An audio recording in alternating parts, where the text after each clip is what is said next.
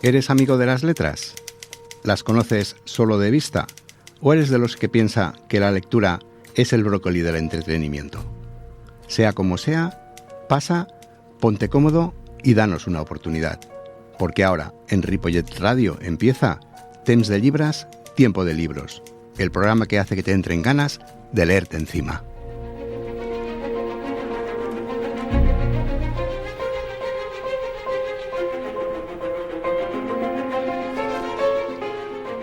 Empezamos esta edición del Temps de Llibres o Tiempos de Libre de siempre, pero ahora dedicado a los libros en castellano y a sus autores.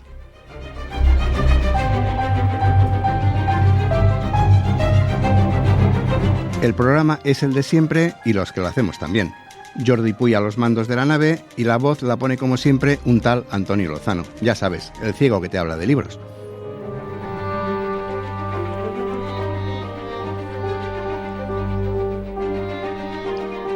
Y como el castellano lo habla más gente y tenemos que llegar a más oyentes, no perderemos ni un minuto más y arranquemos ya el motor de nuestro tiempo de libros.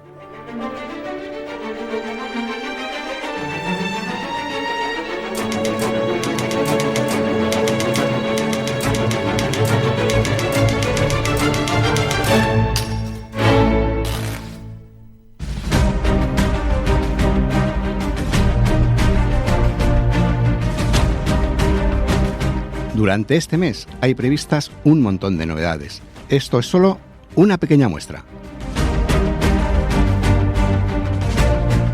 La saga de los longevos 1. La vieja familia, de Eva García Sáiz de Urturi, editada por Planeta. La creadora de la famosa serie Kraken nos presenta la reedición de la trilogía de los longevos, la obra con la que empezó todo.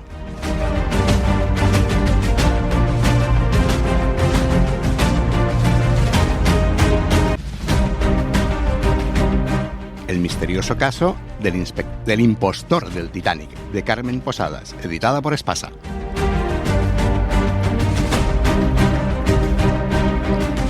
Se narra una intriga al más puro estilo de Carmen Posadas, que se ambienta en el Madrid del principio de los siglos XX. Entre los protagonistas destacan Emilia Pardo Bazán y uno de sus personajes de ficción, el dandy reconvertido a detective Ignacio Selva.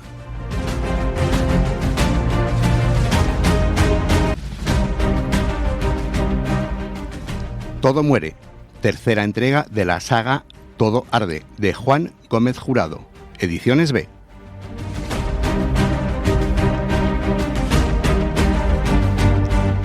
La espera ha terminado. Se cierra el círculo del universo Reina Roja.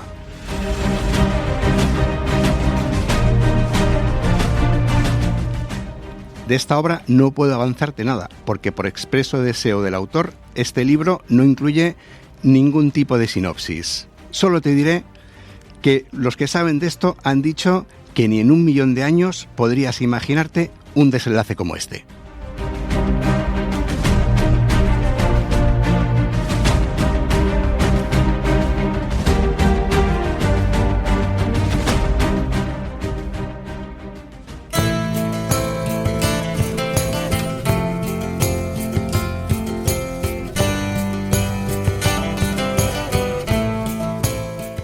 Para empezar la sección, voy a hablarte de una autora que tal vez no conozcas, pero si le das una oportunidad, es muy posible que se convierta en una de tus autoras favoritas.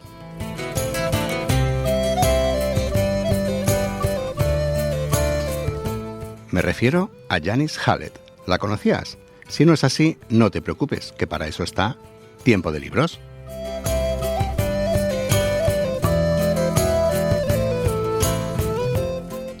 Janice Hallett es una escritora británica que también ha ejercido de periodista, guionista y editora, entre otras cosas, y que en muy poco tiempo se ha abierto un hueco en el mundo de la novela negra, más concretamente en el género del cozy crime, del cual, si recuerdas, ya te hablé en un Temps de Llibres de la temporada pasada. Si te lo perdiste, búscalo en ripolletradio.cat, que allí encontrarás todos nuestros programas.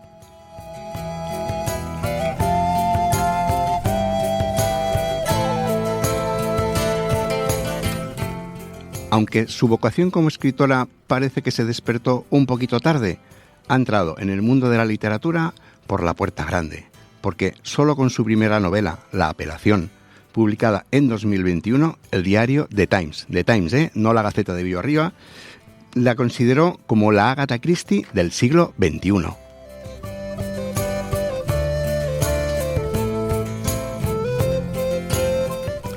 Cierto es que tuvo una gran acogida entre crítica y público, pero quizá estos señores de The Times se vinieran un pelín arriba con eso de la afirmación, más si tenemos en cuenta que era su primera obra.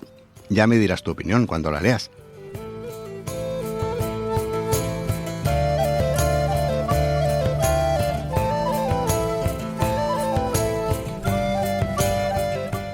Pero lo que sí que es cierto es una escritora muy diferente y que ha llenado de frescura un género en el que parecía que todo estaba inventado.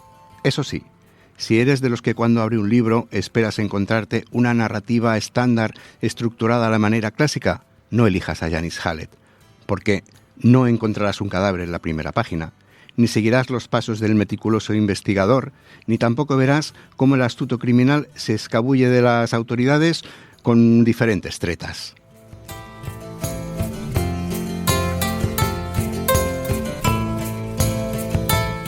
Nada de eso. Como en una versión actual del Cluedo, aclaración para los más jóvenes, el Cluedo es un juego de mesa boomer que no necesita ni luz ni baterías. Otra aclaración, mesa es ese mueble que está debajo del portátil o de la consola.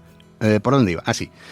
Pues lo que deberás hacer es seguir los indicios que, según el título que vayas leyendo, pueden ser emails cruzados entre protagonistas, mensajes de WhatsApp, informes policiales, archivos de audio extraídos de un móvil o una mezcla de todos ellos.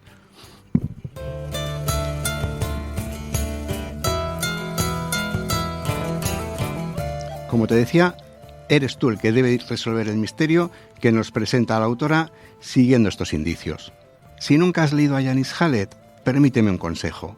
Antes de sumergirte en la lectura, lee la contraportada del libro, porque la información que te proporciona, aunque vaga y genérica, te servirá para empezar la lectura un poquito más enfocado. Porque imagínate cómo de particular es su forma de escribir, que La apelación, el libro que te mencionaba antes, tienes que investigar un asesinato y no sabes siquiera quién será la víctima.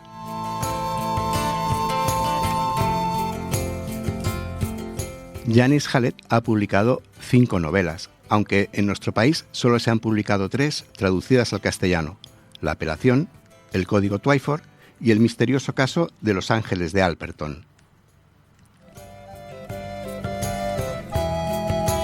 Hace pocos días, un par de semanas, se publicó su último libro, The Examiner, que de momento no tenemos fecha de publicación en castellano, pero te prometo que durante el programa intentaré averiguar algo. Entre tanto, voy a hacer una llamada, a ver si consigo hablar con alguien.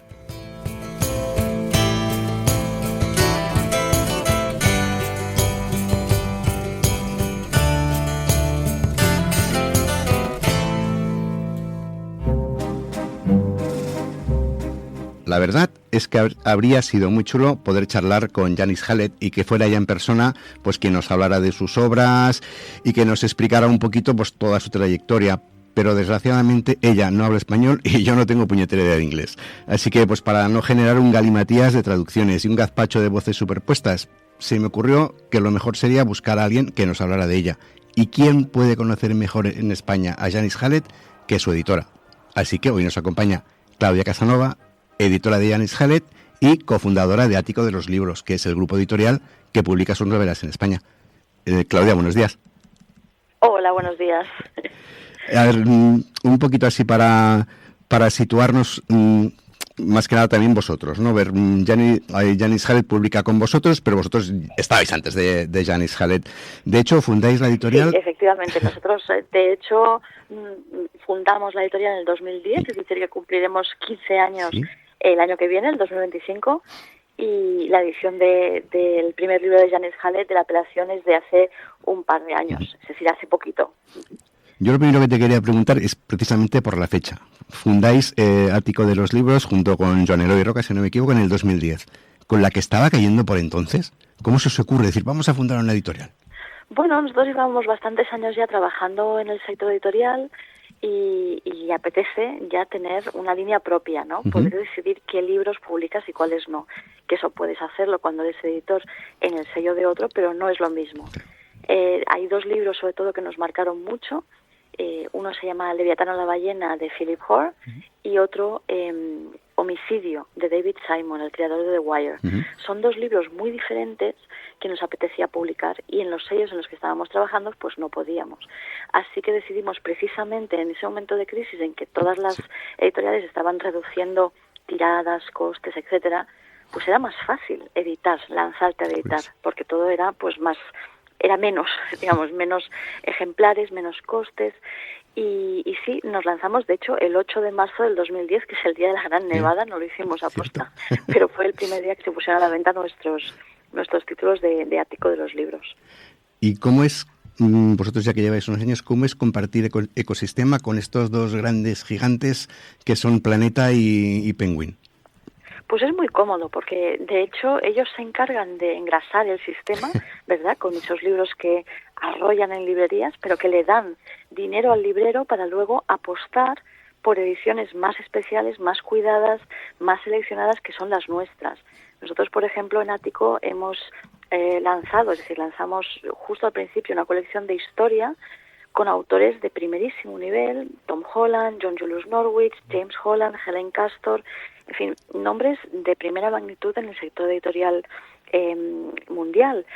¿Y por qué? ¿Por qué podemos hacerlo? Porque no pueden publicarlo todo. Los grandes editores, los grandes grupos editoriales, no pueden publicar todo lo que se publica en el extranjero. Para eso estamos también los editores independientes, para seleccionar esos títulos que algún editor pues podría querer publicar en un grupo, como nos pasó a nosotros, que son libros interesantes, los que comentaba antes, ¿no? Leviatán, la ballena, Homicidio, pero que por temas de costes o por temas de la editorial, pues no te lo autorizan, ¿no? Lo hemos vivido nosotros como editores en precisamente esos grandes grupos.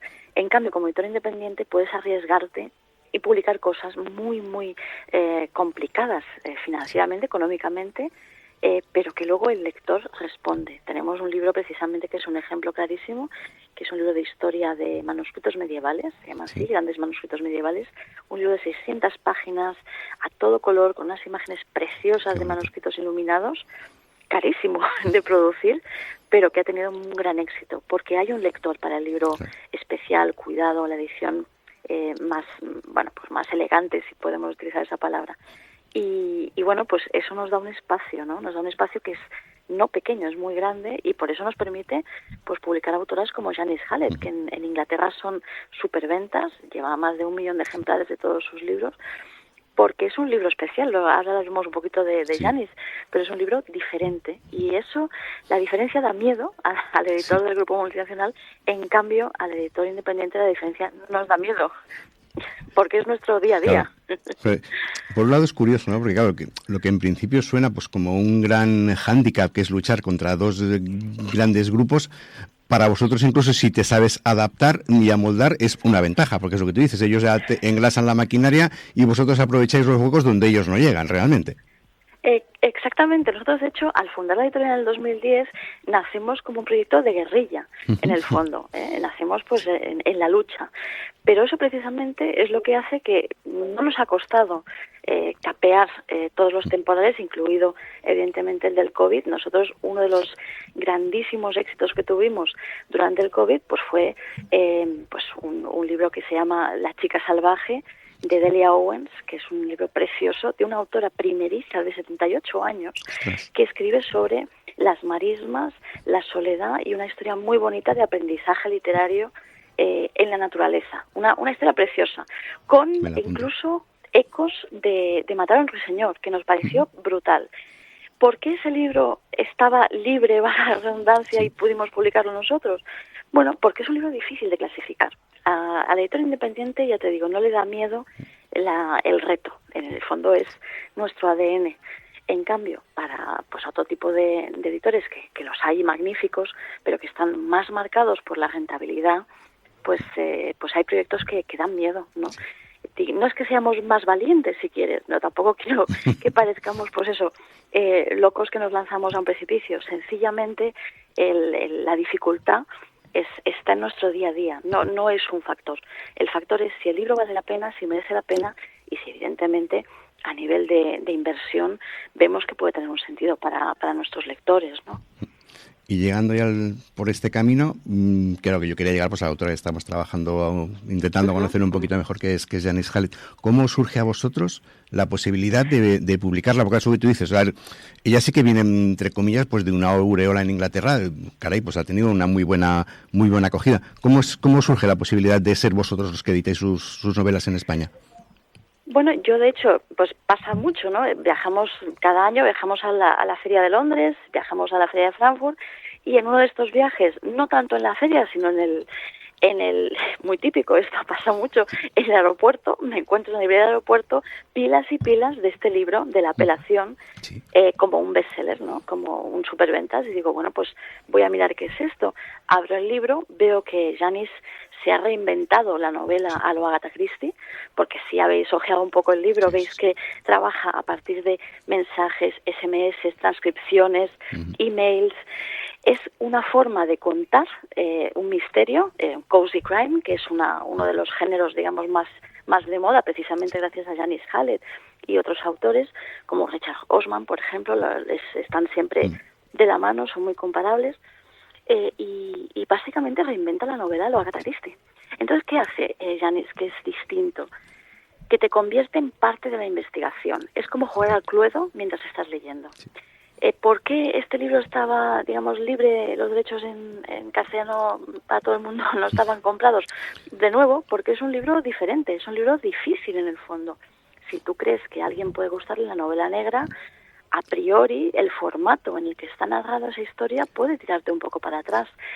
Si le das una oportunidad, si le das esa chance a la lectura del libro, te vas a dar cuenta que no puedes parar de leer, porque hay un elemento casi como de voyeur, de espía, ¿no? Estás espiando las comunicaciones de la gente. En el fondo todos somos un poquito cotillas, si me permite la expresión. Sí.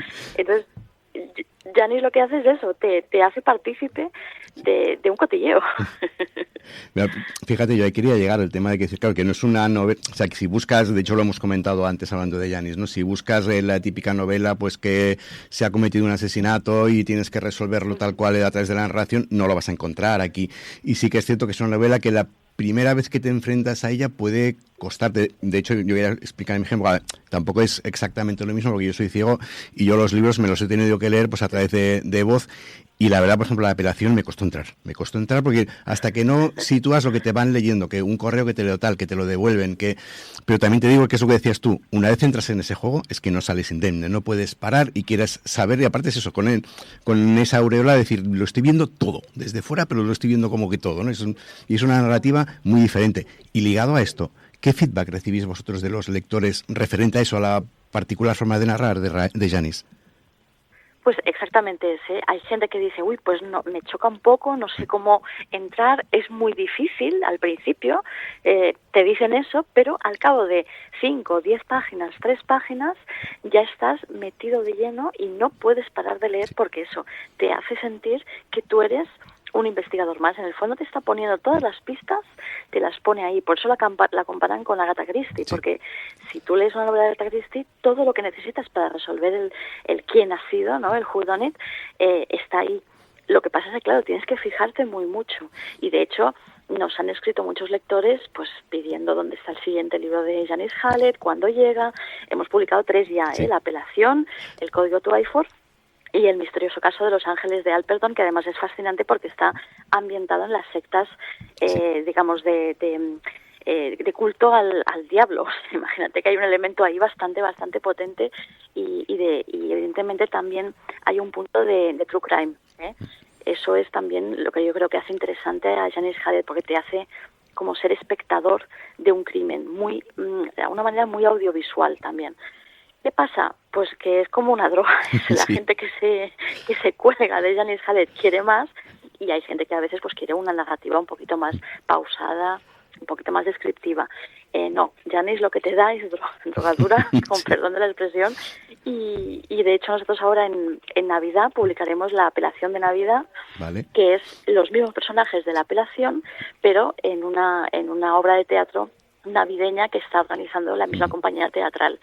Yo creo que otro elemento también de Janice que atrae mucho es que recupera ese mundo del crimen inglés británico, el clásico, el de Miss Marple, el de Hércules Poirot, el de todos los personajes de Agatha Christie, porque son todo pues pueblecitos, comunidades que parecen pacíficas. La apelación transcurre pues eso, con una compañía teatral que está montando una obra, y eso es algo que, bueno, que está marcado en el recuerdo de lectura de muchísimos lectores, de muchas generaciones.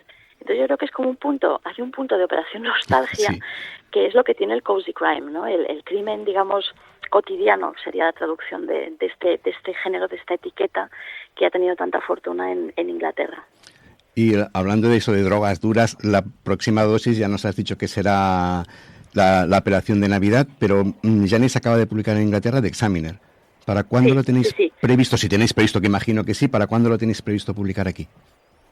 Ese será en primavera del 2025, en principio. Es verdad que nosotros, digamos, nos regimos un poco también por el calendario de viajes de Janice. Siempre nuestra editorial intenta que venga el autor con motivo del lanzamiento del libro, porque además ahora estamos organizando unas quedadas con el autor y prescriptores que son muy, muy chulas, que pues 15 a 20 personas. El autor les cuenta de primera mano pues cómo ha sido el proceso de escritura, tanto para autores de historia como para autores de narrativa. Y nos gustaría cuadrar la agenda de Janice con el lanzamiento del libro. Lo que pasa es que eso es verdad que con gente como Janice o como pues otros autores que tenemos, que tienen una agenda completísima, porque un día están en un festival aquí, otro día están lanzando la edición francesa, italiana, etcétera, pues es difícil cuadrarlo. En principio, The Examiner sería para primavera de 2025, y antes pues la apelación de Navidad, que sale pues eso, para la temporada navideña en octubre, noviembre sale la edición.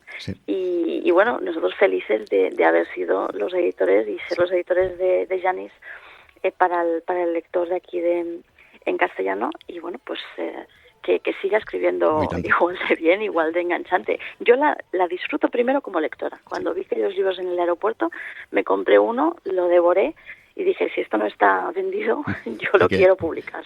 Que es un poco lo que haces como editor, ¿no? Pues, me apunto la fecha de San Jordi para como posible llegada de Janice aquí a España. Ojalá podamos cuadrarlo. Sí, nosotros la invitación está siempre abierta. Eso es así. Claudia, pues no tenemos tiempo para más. Se nos ha pasado volando.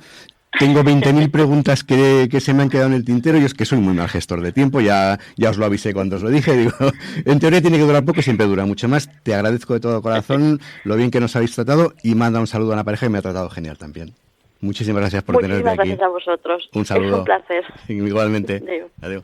Por cierto, tanto Claudia como yo te hemos reservado una sorpresa de Janice Hallett para acabar esta sección por todo lo alto.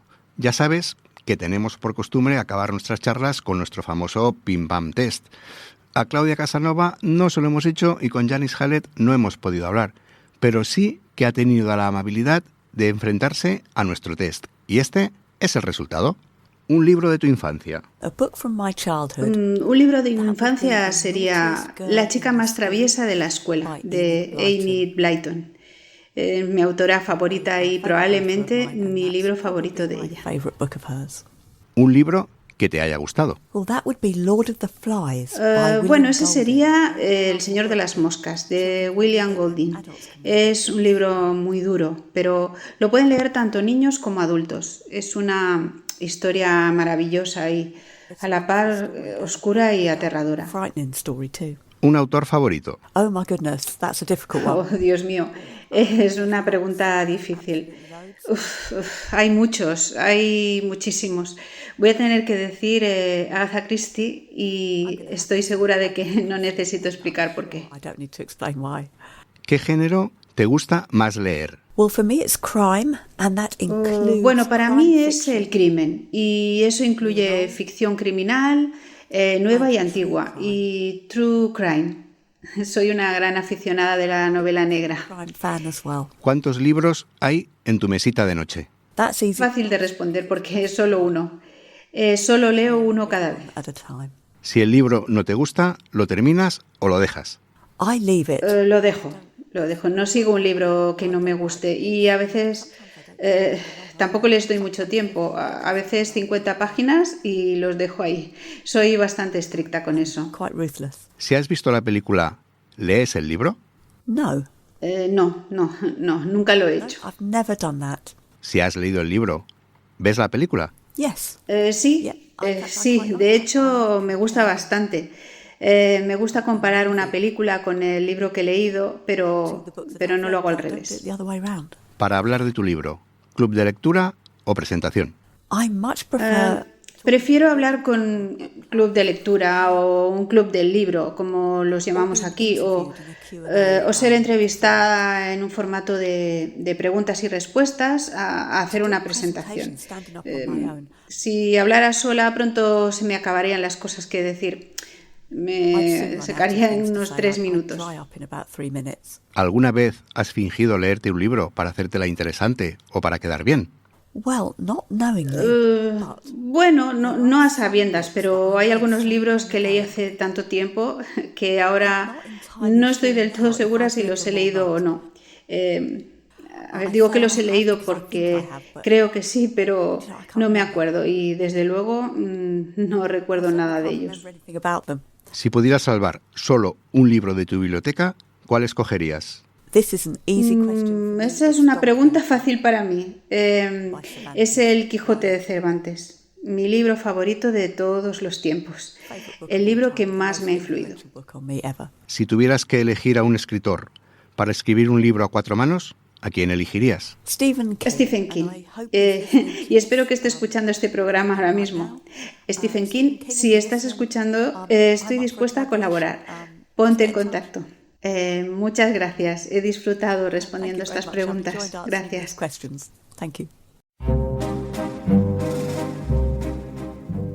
Estoy 100% seguro que el escritor con el que vamos a charlar hoy te va a interesar. ¿No me crees? Hagamos la prueba. ¿Te gusta la novela histórica? ¿Prefieres las novelas de aventuras? ¿Mejor una de misterio? ¿O tal vez eres de los que disfruta leyendo un buen thriller?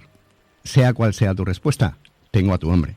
Porque hoy nos acompaña un hombre que es capaz de juntar todo esto y crearte una novela histórica en la que los personajes viven aventuras, resuelven misterios y todo esto te lo cuenta a ritmo de thriller.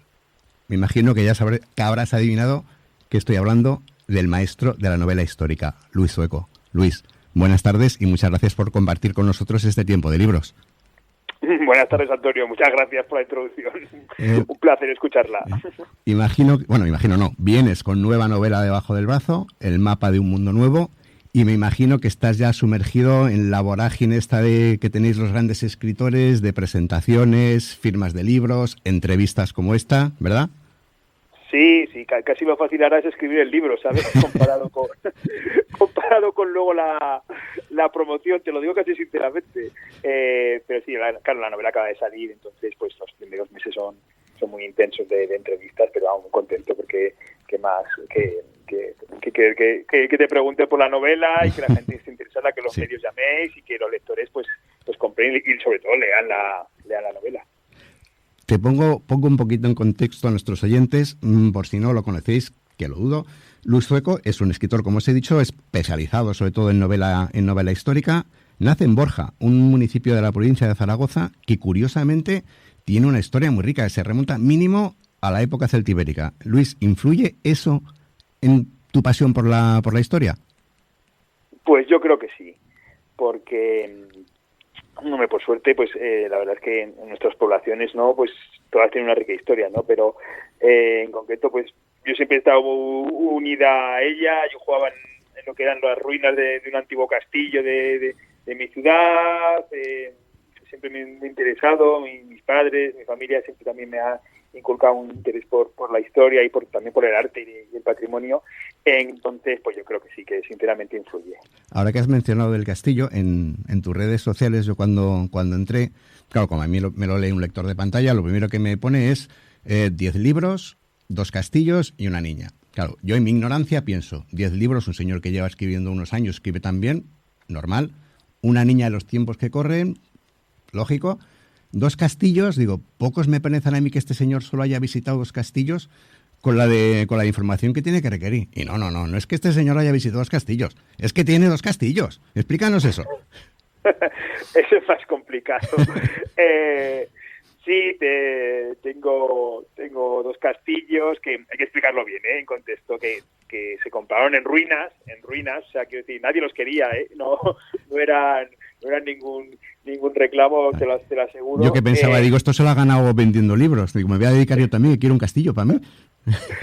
Muchos libros hay que vender, te lo aseguro.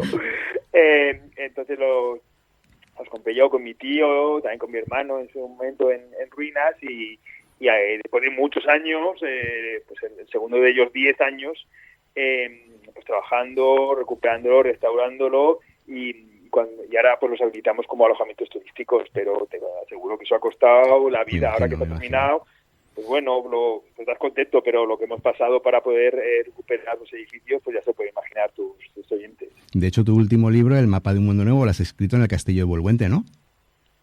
Sí, porque casi todas las 10 novelas están escritas en lugares distintos y en diferentes ciudades. Porque a mí me gusta mucho moverme y aunque sí que es verdad que ahora ya estoy asentado aquí en uno de los castillos, pues al ser un edificio muy grande también cada novela está escrita en un lugar distinto. Me gusta cuando termino una novela, pues no sé, no lo hago tampoco queriendo, es algo que me sale natural, pues limpiar todo, irme a otro sitio y empezar otra historia. También te digo una cosa, que un escritor escriba una novela en un castillo tendría que ser doping literario eso, ¿no? Porque eso tiene que ser una inyección de inspiración en vena seguro. Bueno, pero he escrito en todos sitios, Tengo una novela escrita en una biblioteca, prácticamente el 90% de la novela, en un piso que vivía con mi mujer que estaba todo aquello que era un desastre de piso, pero bueno, ahí escribí una novela fantástica, o sea que al final cuando quieres escribir cualquier lugar es bueno. Sí, la verdad es que sí. Con todo este contexto se entiende que estudiaras historia, que hicieras un máster de investigación histórica y artística, que además lo hiciste por la UNED, que eso tiene su mérito, pero ingeniería técnica industrial, ¿por qué? ¿De dónde sale el gusto por la ingeniería? Bueno, me gusta la ingeniería y además se me da bien la física, la química, el cálculo. Entonces, siempre tuve claro que estudiaría ingeniería y bueno, y estuve trabajando casi 6 años de ingeniero, pero también me gusta mucho la historia y al final pues se impuso las letras a las ciencias. Sí, eso te iba a preguntar, ¿cómo acaba al final un ingeniero siendo escritor de novela histórica? Bueno, es un proceso, pues yo estudié ingeniería, me puse a trabajar de ingeniero y entonces empecé a estudiar la carrera de historia a la vez que trabajaba, pero con la intención de escribir. Yo quería tener una buena formación, porque lo veía así natural, para poder escribir la novela que yo quería. Entonces yo hice la carrera de historia, en cuanto la terminé, pues dejé de trabajar y me lancé un poco a la locura de escribir. ¿Y tu rutina de escritura cómo es? ¿Necesitas un horario determinado, en un sitio en concreto, ruido, silencio, con una bebida al lado? ¿Cómo funciona el Luis Zueco creativo? Bueno, necesito, silencio extremo, no me gusta crear ningún tipo de ruido. Antes sí, antes podía escribir con ruido en cualquier lado, no, ahora con los años he vuelto más especial y quiero que haya silencio, un sitio tranquilo. Y es que estoy casi todo el tiempo escribiendo. Realmente me empiezo a trabajar a las 6 y estoy toda la mañana escribiendo para comer, luego sigo escribiendo y luego ya cuando viene mi hija pues ya estoy con mi hija y luego por la noche hago una cosilla. Entonces realmente cuando estoy escribiendo mi día a día es escribir. Ahora no, ahora eso cambia porque al estar con las promociones es todo lo contrario, lo que hago es estar todo el rato de promoción. Al eres un tío currante, lo aseguro, porque además se lo cuento a mis oyentes. Cuando contacté contigo, contacté por Instagram porque no nos conocemos, hemos hablado solo por Instagram o ahora por la radio. Pues le envié un mensaje, pasan las horas, no me contesta y al día siguiente cuando me levanto veo que tengo un mensaje de Luis Zueco escrito a las 4 de la mañana. No lo sabía que te había escrito a las 4 de la mañana. Yo me quedé alucinado, digo, una de dos, o este señor está currando mucho o acaba de sacar el libro y viene de pegarse la fiesta padre para celebrarlo y me ha escrito ahora. No, pero ya sabes que a esas horas es muy productivo. Sí. Se hacía antes. Entonces yo sí me despierto a las 3 o a las 4, pues me pongo a trabajar porque sé que en ese momento eres muy productivo. Sí, aprovecho, si me desvelo, si me despierto, aunque sea a la hora que sea, yo me pongo a trabajar una hora o dos y luego me puedo echar. Te confiesas escritor de mapa, pero de esos que viaja con una brújula en el bolsillo por si la ocasión lo requiere y hay que desviarse del camino. ¿Te sucede a menudo que te tengas que desviar del camino que te has trazado? Sí, claro. De hecho, es lo deseable, ¿no? Porque si todo fuera tan fácil, ¿no? Como hacer un guión, planificar la novela, todos los personajes, todos los escenarios, y te pones a escribir y sale del tirón, ¿no? Eso, pues, en la teoría queda muy bien, pero en la práctica yo creo que no debe ser así, ¿no? Tú tienes unas ideas, tienes un guión, tienes unas directrices, pero cuando te pones a escribir, los personajes empiezan a cobrar vida, los escenarios cambian, la trama coge el derrotero que ella misma quiere, y tú te tienes que saber adaptar, ¿no? Y si tienes que abandonar la idea original, se abandona. Y si un personaje que no creías importante lo es, pues lo cambias. Y si necesitas otro personaje, lo introduces. Y si te sobra un principal, lo quitas. Es muy complicado. Una vez que, sobre todo que la trama ya coge fuerza, no es tan fácil controlable como para poder llevar a donde tú exactamente, por el camino que tú exactamente habías planificado, no es así, no funciona así, por lo menos en mi caso. No, seguro que nuestros oyentes entienden la complejidad que es escribir una novela, pero es que en tu caso la complejidad se multiplica, porque claro, el proceso de documentación que tiene que requerir escribir una novela histórica ha de ser increíble. Yo qué sé, por poner un ejemplo, en tu nuevo libro, El mapa de un mundo nuevo, ¿cuántas horas le has podido dedicar al proceso de documentación, más o menos? Es que eso es muy difícil de calcular. Me imagino. Porque, claro, una novela se solapa con la anterior, entonces tú cuando estás escribiendo una novela ya te estás documentando para la siguiente, y a lo mejor eliges un tema que llevas 5 o 6 años dándole vueltas. Entonces, claro, es muy complejo, pero sí, es una labor muy importante, la labor de documentación, pero hay que entenderla en su contexto, ¿no? Es importante, pero no es la más importante. Lo que tienes que hacer es documentarte lo suficientemente bien como para dominar la época en la que vas a transcurrir la novela, los personajes históricos, todo el contexto, pero luego tienes que utilizar una parte muy pequeña de esa información, ¿no? Pero tienes que entenderla, ¿no? Para que luego tú sepas qué se puede hacer en la trama que quieres explicar. Entonces, tienes que dominarla, tienes que dominar todo, la época. Entonces, sí, el proceso es larguísimo, no te lo sabría decir en tiempo, pero sí, es muy duro y es complicado y exige mucho esfuerzo. Precisamente quería llegar ahí, porque claro, dices, manejas muchísima información, pero es que yo creo que tiene que ser mucho más complicado decidir qué parte de esa información incluyes o implementas en la novela para que quede integrado y no quede como una enciclopedia, y qué parte se queda para ti, la desestimas para no ponerla dentro de la obra, pero queda dentro del conocimiento del autor, claro. Sí, claro. Te digo, al final lo que manda es la trama de ficción. Yo, por ejemplo, a veces cuando me preguntan en algún club de lectura, sobre todo, si me preguntan alguna cosa así histórica, y a veces incluso dudo de si le he puesto la novela o no. Les digo, oye, pues es que yo no me acuerdo si esto lo puse o no, pero bueno, pasa esto. Lo que te decía, pones lo que te pide la novela, pero tienes que dominar la época, tienes que dominarla por completo, pero utilizas, yo qué sé, un 1% de lo que has estudiado, de lo que te has documentado. Pues sí, un 1, un 5, bueno, un 5 es demasiado, nada, utilizas muy pequeño, pero controlas la época, y eso es lo que se ve luego en la novela reflejado. Es que lo que iba a decir es que en tus novelas precisamente se ve eso, o sea, se ve que te ambientas perfectamente, sabes ambientaciones, sabes hechos, sabes todo lo que está pasando históricamente en la novela. Sin embargo, o sea, no te da la sensación de un cúmulo de conocimiento que te estén ni en las descripciones ni en los hechos históricos, van pasando natural. Y es una cosa que es súper agradecida de leer en una novela histórica. Sí, esa es la idea. Es que manejas demasiada información. Cuando ya ha pasado un año o dos, si me haces alguna pregunta de alguna parte muy histórica de la novela, yo ya no me acuerdo, porque en su momento pues me la había estudiado y tenía un conocimiento completo, pero claro, es tanta la información que cuando ya estás trabajando la siguiente novela, pues hay cosas que yo les digo sinceramente, es que eso no me acuerdo. ¿Por qué en el año tal, no sé qué? Digo, pues no me acuerdo, en su momento lo estudié, pero ahora no. Entonces, claro, la novela histórica hay que entenderlo muy bien, la novela histórica. La novela histórica es una novela ambientada en una época histórica. Entonces lo que hay que hacer es captar el espíritu de la época, y eso transportarlo a la novela y hacer la historia atractiva para el lector. Y esto es muy difícil, y por eso a mí lo que me gusta es, yo apuesto por la mezcla de géneros, que es lo que comentabas al principio, sí. Antonio.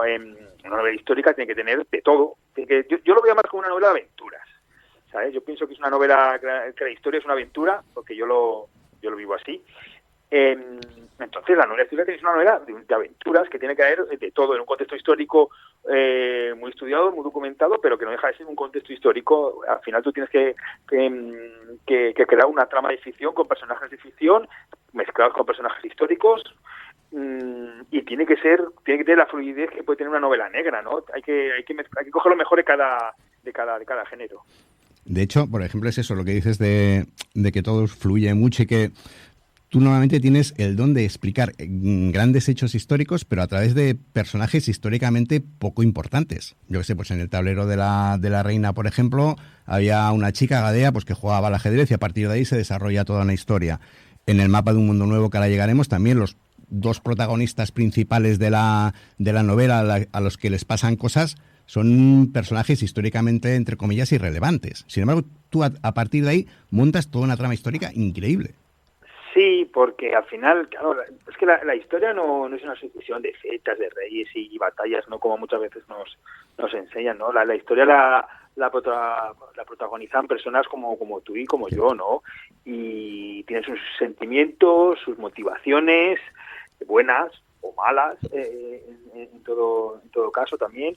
Entonces esto es lo que hay que transmitir, ¿no? al lector, ¿no? Y a través de ellos, pues vivir la historia, que es lo importante, ¿no? Es que hay que vivirla.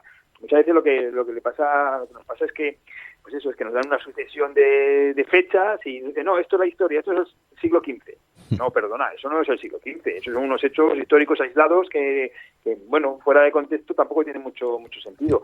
Lo que los protagonistas son las personas de la época, ¿no? Y el 95% de la población de la época era como tú, como yo. Los privilegiados eran muy poquitos.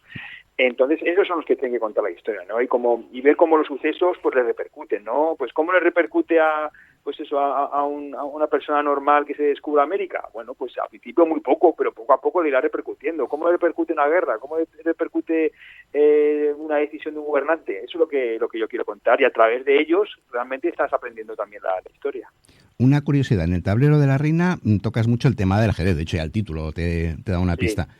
¿Dominas tú el tema del ajedrez? ¿Es un juego que te gusta? ¿Te has documentado, pero cualquier parecido con la realidad es pura coincidencia? ¿Sabes jugar? Yo diría que sí, leyéndolo. Bueno, un poco de todo, ¿eh? O sea, yo jugaba mucho al ajedrez de pequeño, me gustaba mucho el ajedrez, me sigue gustando mucho, pero ya no lo juego. Pero yo cuando busco un tema no tengo por qué dominar el tema, ya me encargaré yo de buscar información. Eso no hay ningún problema. Tengo una novela sobre medicina en el siglo XVIII y XIX. Yo no tengo ni idea de medicina y tampoco me atrae excesivamente. Pero el tema que quería tratar la novela, sí. Bueno, pues me documenté sobre medicina del siglo XVIII y XIX. Es cuestión de querer, ¿no? Sí, entonces, te digo, lo que me gusta es buscar un tema que a mí me transmita algo y que tenga algo que contar. Y si tengo que documentarme sobre una época que no conozco, una materia como puede ser medicina que no conozco, pues bueno, ya me encargaré yo de hacer la documentación, que eso sí que sé hacerlo. Entonces no hay ningún problema, no hay ninguna época que en concreto que no quiera tratar, ni ningún tema. Al contrario, no hay problema, no. Eso es interesante, encontrar cosas nuevas, ¿no? Como lector yo creo que sucede lo mismo, un tema nuevo que te lo expliquen bien, pues te resulta también atractivo. Eso te iba a preguntar, de hecho, que si había algún periodo histórico que no te atrayera para escribir una novela, porque has tocado varios. De hecho, por ejemplo, ahora me he dado cuenta, por ejemplo, en el tablero de la reina, que es un poquito la primera parte de la biología que cierras ahora con el mapa de un mundo nuevo, pasa durante los el llegar al reinado de Isabel de Castilla y los primeros años, y luego ya en el mapa de un mundo nuevo pasamos a los últimos años, nos hemos saltado los del medio. ¿Ha sido por algo en concreto? ¿No te parecía atractiva esta historia? ¿Te lo guardas para otro libro quizás? Me parecía menos atractiva, ¿no? Porque es menos sorprendente para el lector, porque es la época central de los reyes católicos que, bueno, más o menos conocemos los grandes hitos, y porque al final yo lo que quería, a mí el tema que me importaba de la novela es el tema de los viajes, de cómo el mundo cambia, ¿no? Ese es el tema central de la novela, de cómo de repente, después de, pues no sé, 3.000, 4.000 años de civilización, por fin se va a descubrir cómo es realmente el mundo. Y todo cambia. Y el título de la novela está muy intencionado, es el mapa de un mundo nuevo, no el mapa del nuevo mundo, que es lo que te sale naturalmente, ¿no? El mapa de América, ¿no? No. Si es que lo importante no es América, lo importante es que el mundo cambia en toda su totalidad. Entonces el tema central de la novela. Entonces, para ese tema, la época que me interesaba era el final del reinado de los Reyes Católicos, porque es la que coincide. Entonces la parte central no me interesaba tanto. Esa es la razón, el tema. Es que en mi novela lo que manda siempre es el tema, no la parte histórica. Eso también se diferencia mucho de otras novelas históricas que a veces pues se centran en en una época concreta, ¿no? Pues yo qué sé, la Barcelona de principios del siglo XX, o yo qué sé, o la Guerra Civil. No, yo lo que cuento es un tema, y ese tema puede estar ambientado en una época, entonces claro, aparece esa época, obviamente, sí, pero lo que manda es el tema. Claro, a ver, ya vamos a centrarnos ya en tu última novela, El mapa de un mundo nuevo. Yo creo que hay como dos pilares, ¿no? Uno que es pues los últimos años del reinado de Isabel, sobre todo Isabel, o sea, son los Reyes Católicos, pero te centras más en el personaje de Isabel. ¿Cómo maneja ella pues todo su entorno para, como si fuera realmente un tablero de ajedrez, para ir moviendo, pues ir creando alianzas con los reinos para conseguir más poder? Y por otro lado, lo que tú mencionabas, el tema de la importancia de los mapas, sobre todo en un mundo que está, cada día es un cambio en el mundo, la importancia y el valor que tienen los mapas en ese mundo en constante cambio, ¿no? Sí, bueno, no hay más ideas, ¿no? Porque a mí me gusta que todas las novelas haya con muchos temas, muchas subtramas, pero los principales efectivamente son ambos. Los gordos, por decirlo de alguna manera. Luego los protagonistas tienen otras motivaciones. Que tampoco, sí. No quiero contar nada porque no me gusta avanzar, que la gente se meta en el libro y lo lea, que es que merece mucho la pena. Pero lo más llamativo históricamente hablando, o sea, no de la novela, sería un poquito eso. Claro, los que nos estén escuchando tienen que pensar en la importancia de los viajes en la historia de la humanidad.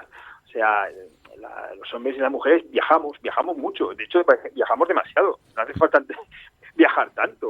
Pero es una obsesión que tenemos desde hace miles de años, ¿no? Y que seguimos teniéndola, porque ahora queremos llegar a la Luna, a Marte, y luego será Saturno, y luego pues, será fuera de la galaxia. Entonces la novela quiere explicar las motivaciones, ¿no? Y la importancia que tienen para nosotros, y realmente somos como somos por nuestra ansia para viajar. Y aunque no podamos viajar, pues leemos libros de viajes. Es otro de los temas de la novela. Nos atrae mucho que nos cuenten cómo es el mundo. Y luego otro tema, claro, los Reyes Católicos, yo me siento mucho en Isabel, y eso que yo soy aragonés, que voy a centrar más en Fernando, porque es un personaje muy importante, ¿no? A mí, sobre todo, cuando hago una novela, a mí me gusta ponerme en la piel de personajes que son muy distintos a mí, ¿no? Yo creo que también la lectura tiene eso de positivo, ¿no? Que te hace que te introduzcas en la mente de personajes que son muy distintos a ti, muy distintos, bueno, totalmente, incluso pueden que sean opuestos, ¿no? Y a mí eso me fascina. Entonces, claro, este era un reto, porque claro, es meterte en la piel, en la cabeza de una reina medieval, muy importante, con muchas teorías en torno a su personalidad, de todo tipo, y claro, ahí había un reto grande, pero claro, el personaje es maravilloso. Porque muy pocos personajes, muy pocas mujeres han tenido todo el poder que ha tenido esta reina, y sobre todo cómo lo consigue, cómo tiene una ambición tan desmedida. Entonces, claro, es un personaje muy novelesco, que yo creo que se ha usado un poco en novela, aunque nos parezca que sí, no es verdad, no se ha utilizado tanto, y por ahí viene también la edición. Yo mientras leía el libro, me vino a la cabeza, es una idea muy tonta, pero claro, se habla mucho de mapa, de la importancia de los mapas. Nosotros actualmente ahora asocias un mapa muchas veces, sobre todo en literatura, a mapas de tesoros. Hay un mapa que te lleva a un tesoro. Sin embargo, en esta época, el tesoro era el mapa. O sea, un mapa actualizado más o menos fiable era lo mejor que se podía tener para un país o un estado en aquel momento. Sí, porque es así. La información es poder. En la novela aparece también ese tema en bastantes ocasiones. Eso no ha cambiado nada, ¿verdad? No.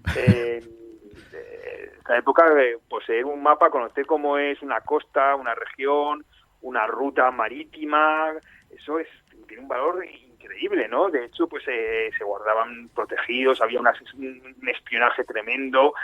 Era un verdadero tesoro. Lo que tú dices, mapas del tesoro, yo creo que hay que haber pocos. Es que los mapas en sí son un tesoro, ¿no? Siempre lo han sido, hasta yo creo que hasta época muy reciente, ¿no? Incluso ahora, ojo, y la novela hace mucho hincapié, ¿no? En esos mapas, en la importancia de conocer por dónde te mueves, y yo quería pues por ponerlos en valor, ¿no? Porque además a mí es que me gustan mucho los mapas. Se nota. Voy a tocar un tema, iba a decir delicado, es que no sé ni si es tema, ¿vale? Ya en tu libro se ve, la historia nos lo va diciendo, pues que ya desde los griegos, luego con Colón, con la circunnavegación de Magallanes y Elcano, queda bastante claro que la Tierra es redonda. Estamos en siglo XXI y aún hay gente que eso lo pone en duda. ¿Qué opinión te merece eso?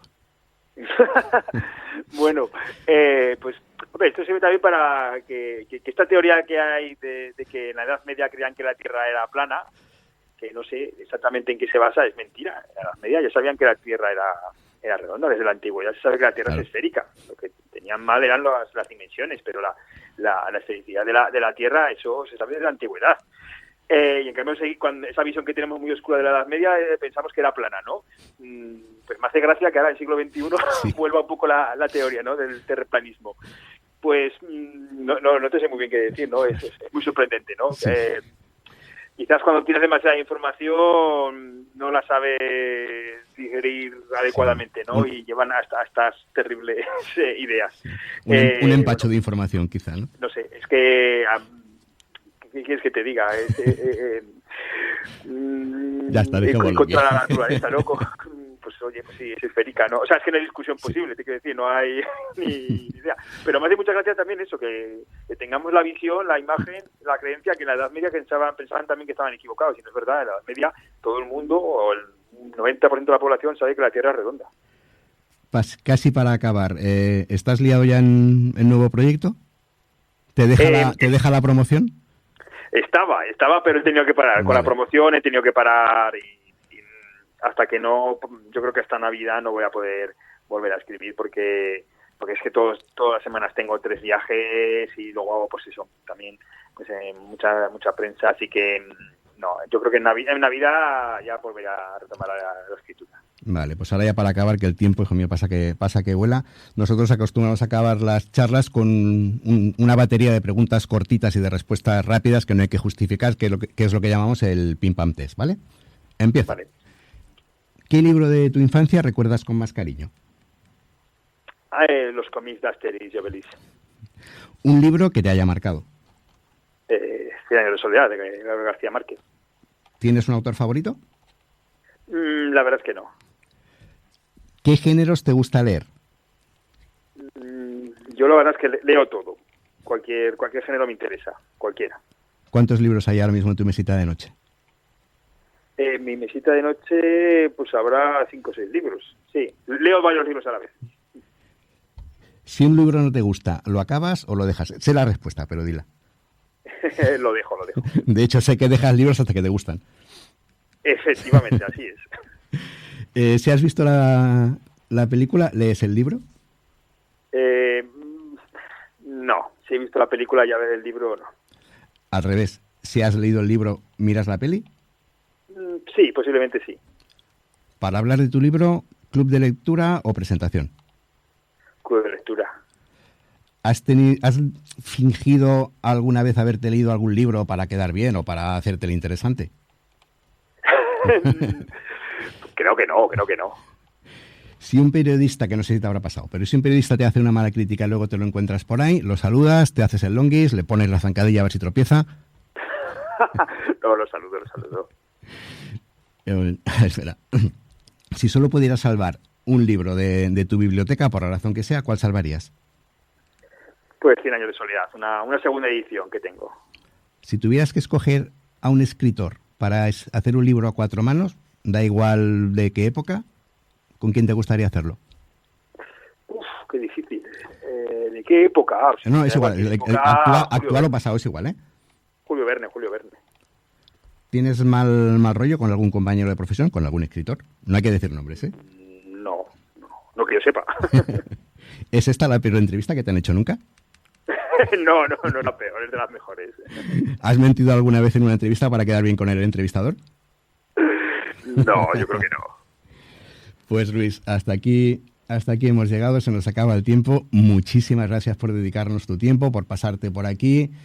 Y solo decir a los oyentes que lean a Luis Zueco si no lo conocen, y si lo conocéis, leer El mapa de un mundo nuevo. Luis, muchísimas gracias.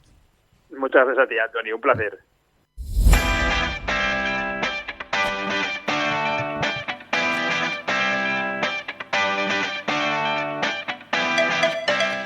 Pues para ser nuestro primer programa en castellano, tampoco nos ha quedado tan mal, ¿no?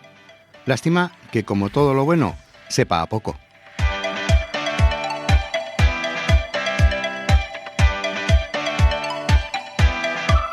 Si tener a Claudia Casanovas, Yanis Khaled y Luis Zueco te ha parecido bien, no te pierdas el próximo Tiempo de Libros el 7 de noviembre, porque te aseguro que nos vamos a superar.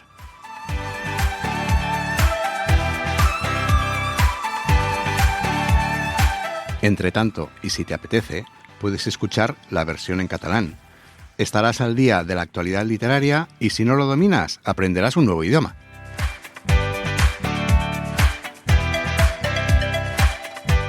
Pero como para eso todavía queda, aprovecharé pues para dar las gracias al Toni Miralles, que hacer la pelota al jefe siempre suma puntos, al Jordi Puy por hacer su magia desde la cabina de control, y recibe un saludo de quien te habla, Antonio Lozano.